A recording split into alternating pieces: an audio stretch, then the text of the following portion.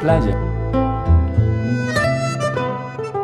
Bueno, le voy a agradecer desde ahora al doctor Alejandro Saravia que venga a visitarnos, nos ayuda siempre a poner algunas miradas y a ayudarnos a pensar estos momentos tan extraños que vive la política argentina y la Argentina en términos generales. Así que, como siempre, Alejandro, gracias por estar aquí. No, al contrario, un gusto. Bueno, Alejandro, ¿qué estás viendo? ¿Qué pasa con todo esto que nos está ocurriendo? Primero, esto que tiene un costado, digamos, judicial, con todo lo que la situación de violencia de género, por un lado.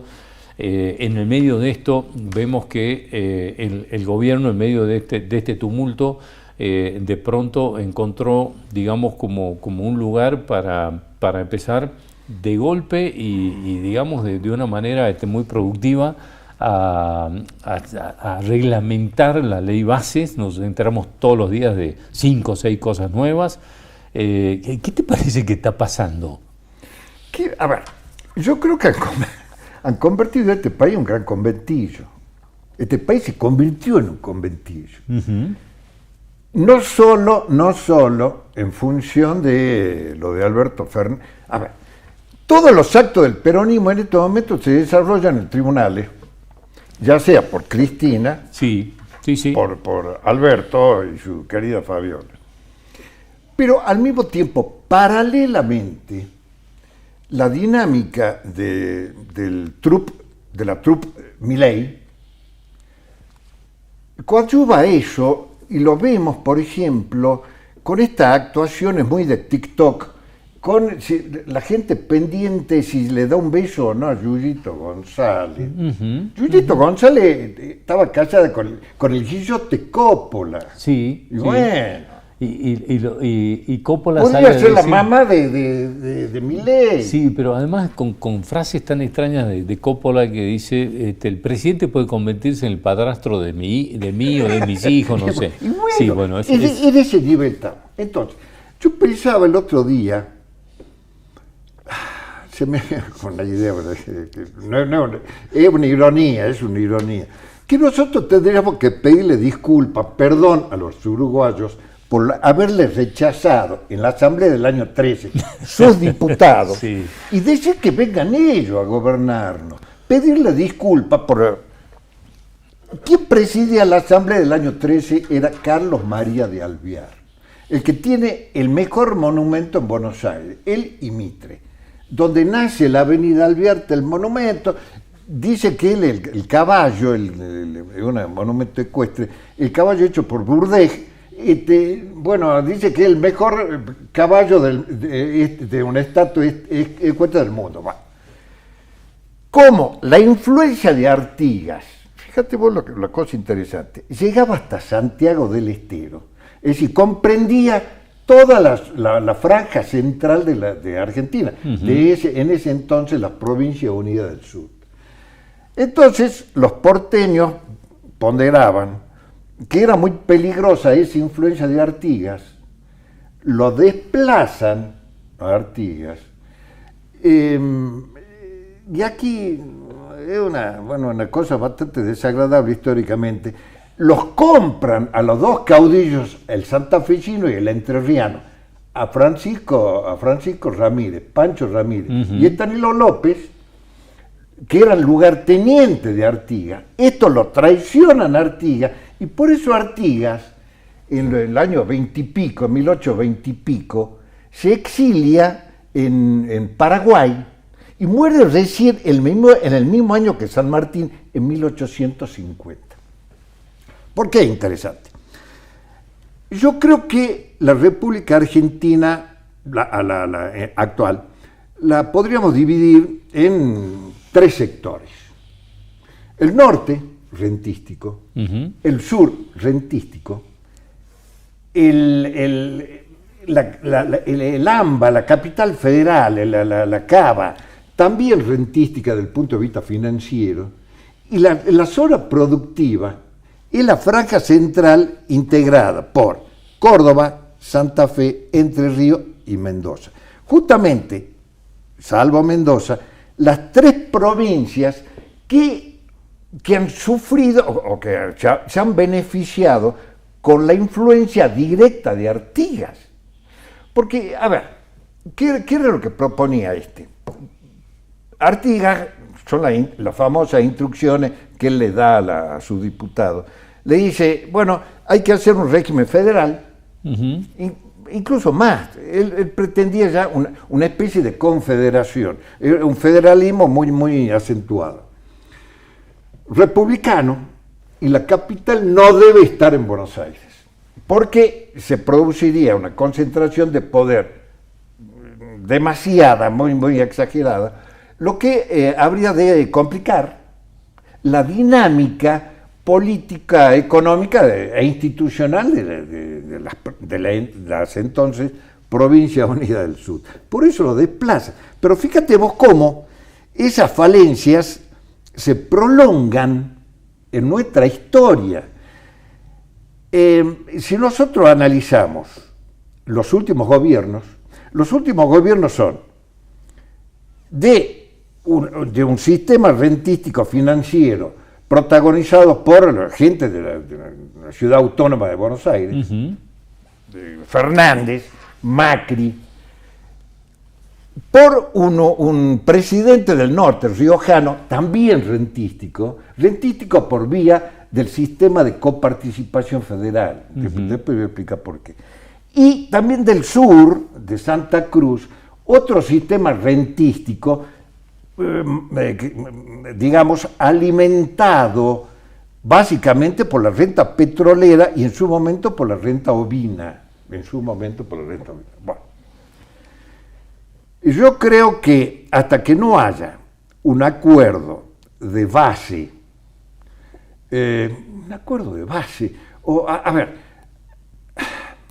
hasta que el peronismo asuma su responsabilidad, hasta que los otros partidos, el radicalismo, incluso lo que queda del radicalismo, asuman también su propia responsabilidad y se arme un sistema político con base cultural, con base institucional, en las provincias productivas, que son las de la franja central, no tenemos salida, porque si no vamos a seguir siendo gobernados por la cultura rentística, tanto del norte, el norte grande, son todas provincias que dependen de la coparticipación, no son productivas. Es decir, ¿qué pasa con aquella reforma de la Constitución que mandaba cambiar la ley de coparticipación, que nunca se cambió? ¿Cuánto crees que, si se cumpliera con ese mandato constitucional de la reforma de la ley de coparticipación, podría cambiar algo? ¿O crees que no cambia nada tampoco? Culturalmente cambiaría mucho, te voy a decir porque yo creo que, a ver, las provincias rentísticas, desde el punto de vista de la coparticipación federal, como son estas, Salta debe producir, digamos, más o menos un 25% de su presupuesto necesario para mantener. Casi el 70% viene de... 70% viene de afuera. Bueno. Lo mismo sucede con algunas provincias del sur extremo, pero con todas las del norte grande, sucede lo mismo. Ahora, ¿por qué no se ponen de acuerdo? Yo creo que la pieza central acá sería, paradójicamente, la provincia de Buenos Aires, porque la gran perjudicada en esta distribución es la provincia de Buenos Aires. Provincia de Buenos Aires que paradójicamente, también históricamente, es gobernada por gente de la capital, de la ciudad autónoma de Buenos Aires. Por ejemplo, el actual Kicillof, Scioli, María Eugenia Vidal. Bueno, entonces, por eso no llegan a aglutinar o a protagonizar, a generar una masa crítica como para que provincia de Buenos Aires patee el tablero y busque cuál sería el sistema beneficioso. Que cada provincia pueda vivir de lo que produzca. Porque nosotros hablamos mucho del litio, pero querido, el pescado sin vender. el pescado sin vender, podríamos ser, nosotros somos vecinos del desierto, del peor desierto en el sentido de menor humedad del mundo, que es el desierto de Atacama. Ujú. Nosotros somos, digamos, una provincia con tierra muy fértil, obviamente, la parte este de la provincia, la parte oeste es desértica como Atacama, como el desierto de Atacama, como la puna de Atacama.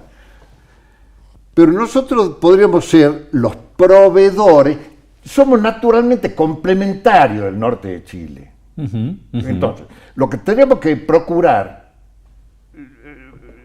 es producir para que el norte chileno produzca en un acuerdo con la provincia de Salta o el norte grande, ya que le gusta hablar del norte grande, para el propio consumo de la gente esa que vive en un desierto brutal. Sí, sí. Vos lo conocés, Sí, sí. el desierto. Bueno, Sí. entonces, digamos, somos extremos, somos países, somos zonas, regiones naturalmente complementarias. Permanentemente sí tenemos gente que se ocupa de las relaciones internacionales, entre comillas, entre la provincia de Salta y el norte de Chile. Bueno, querido, que busquen una complementación concreta en ese sentido.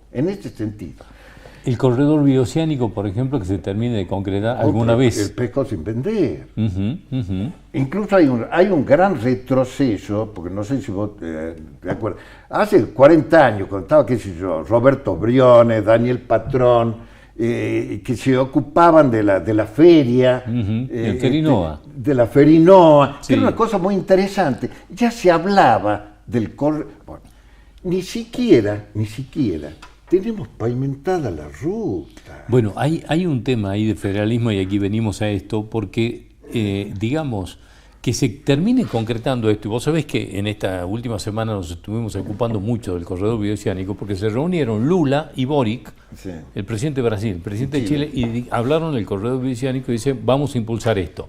Paraguay, que viene muy entusiasmado, digamos, con bastante adrenalina, terminó de pavimentar todo lo que le corresponde para el corredor bioceánico. Y aquí no se logra que el gobierno nacional, que suspendió toda la obra pública, entre eso la Ruta 51, por ejemplo. Así que dependemos del humor del gobierno nacional para ver si se puede concretar. La salida va a ser por Paraguay. Ujú. Porque nosotros, mucho jarabe de pico. Los argentinos somos jarabe de pico. Con razón, ya en el año 30 y pico del siglo pasado, Ortega y Gasset, en uno de los 3 viajes que hizo, porque tenía alguna aventura con la Victorio Campos, Ujú. Sí, bueno, sí. en uno de los 3 viajes que hizo, nos dijo ya casi desesperado, argentinos a las cosas. Sí. Vamos a un ejemplo concreto. Ayer se cumplieron los 60 días de la desaparición del chiquito Loan, Sí. en Goya, Corrientes. Ujú. Todos los argentinos nos convertimos en especialistas en investigar el tráfico de niños. Hasta ahora no se sabe qué pasó con el chiquito. Pero es peor que eso, Alejandro. Hace 15 días que no se lo busca. Es decir, no se lo busca más. Estamos en el tema de la pelea familiar, si quién se dijo, qué hicieron. Bueno. Sí, no se lo busca más. Forma parte del conventillo. Ujú. Vuelta de nuevo al conventillo. Exactamente. Nosotros nos convertimos en un gran conventillo. Ujú. Alejandro mencionaba, perdón, el tema del PJ. Sí. Y mencionabas el Norte Grande, las provincias subsidiadas en definitiva. Sí. Y el PJ acaba de anunciar que están por convertir en presidente del PJ, hago referencia a esto que vos decías de La hace un Rioja. rato, al gobernador de La Rioja, Sí. que vive pura y exclusivamente de la coparticipación federal. Digamos, ¿cómo se puede pensar que desde ahí puede salir algún tipo de cambio? Por eso estamos empantanados. Mientras no se resuelva el sistema de coparticipación, hasta desde el punto de vista cultural, porque nosotros vamos a seguir siendo una provincia rentística. Ujú. A ver, yo al gobernador Sáenz le digo, jocosamente, el pastor Sáenz. Porque acá lo único que funciona espontáneamente son dos cosas. La procesión del Señor del Milagro y los corzos. Eso es lo que funciona. Entonces, cualquier alocución de Sáenz comienza, si Dios quiere o gracias a Dios. No. Un presidente notable de Uruguay, José Batlle y Ordóñez, fundador del Partido Colorado, él estableció el sistema que ya venía propuesto por Artigas, de un Estado laico y la separación de la Iglesia y el Estado. ¿Por qué? ¿Por qué funciona bien Uruguay? Porque nunca dejaron entrar las corporaciones. La primera corporación que hace su irrupción en el poder político en la historia nacional argentina fueron los productores azucareros tucumanos, a fines del siglo XIX. Uh-huh. Después comienza, a principios del siglo XX, y su irrupción ya es protagónica totalmente, el ejército y la iglesia. Y tuercen, digamos, después de la Primera Guerra Mundial, y incrementado después de la crisis del 30, y en la Segunda Guerra Mundial, la aparición de las empresas sustitutivas de importaciones. Ahí también se produce la irrupción de una nueva corporación. Uh-huh. En el gobierno de Perón, con los sindicatos protegidos por el Estado, se produce entonces la aparición también protagónica de la cuarta corporación, que son las que establecen esta especie de empate hegemónico que empate hegemónico señalado por el propio Guillermo O'Donnell, por Juan Carlos Portantiero, que por Liach, uh-huh, por Liach, sí, que son los que impiden el desenvolvimiento de cualquier fuerza productiva en la República. Le sirven permanentemente de obstáculo a esa irrupción de algún ímpetu productivo que pueda sacarnos de este empantanamiento. Es decir, estoy tratando de acordarme de 3 o 4 cosas, y aquí voy al inicio de este proceso democrático que se inició hace 40 años, con algunos planteos de Alfonsín, y pregunto esto frente al tema de las corporaciones, sí, porque hoy hablaste del tema del traslado de la capital federal. Sí. Tema que planteó Alfonsín. El tema de las corporaciones sindicales, un tema que le fracasó a Alfonsín. Sí. El tema del Estado laico, otro de los temas que plantea Alfonsín. Bueno. Es decir, aquí el tema es, ¿fue Alfonsín una persona que intentó romper con este juego de las corporaciones, para decirlo de alguna manera, o eso era un enunciado nada más, o finalmente fueron estas corporaciones que funcionaron y no dejaron que esto evolucione? ¿Cómo analizás eso? Alfonsín, uno de los asesores de Alfonsín fue precisamente Juan Carlos Portantiero, que el que digamos, elabora el discurso de Parque Norte, uh-huh, Juan Carlos Portantiero. Efectivamente, Alfonsín vilumbró eso, el tema este de las corporaciones, el tema este de lo que significaba mantener la capital en la ciudad de Buenos Aires, con el cordón ese del conurbano. Del conurbano, uh-huh, exactamente. Bueno.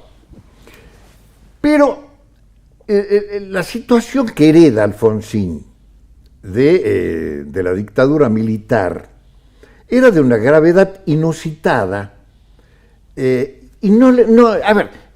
imposible resolver todas estas cuestiones, porque tenía muchas cosas. A ver, veníamos de una derrota, de la única derrota en una guerra internacional que tuvimos, que fue el tema Malvinas. Veníamos del tema de derechos humanos, con la cantidad de desaparecidos. Veníamos con, todavía con digamos, la alianza, que en esto tenés razón Alfonsín, la alianza militar sindical de las dos corporaciones. Evidentemente no tuvo la fuerza, ni siquiera el acompañamiento de su propio partido, en muchas de esas cuestiones, para poder resolver y cortar esos numerosos nudos gordianos que tenía. Es decir, acertó en el diagnóstico, me equivocó el tratamiento. Exactamente. Alejandro, te agradezco haber venido como siempre. No, gracias al por contrario, venir, gracias por a ustedes. ayudarnos a mirar un poco este tiempo tan complejo. Gracias a ustedes. Hasta cualquier momento, muchas gracias. Nosotros nos vamos a reencontrar el próximo domingo a las 8 de la noche en esta misma casa. Gracias por acompañarnos.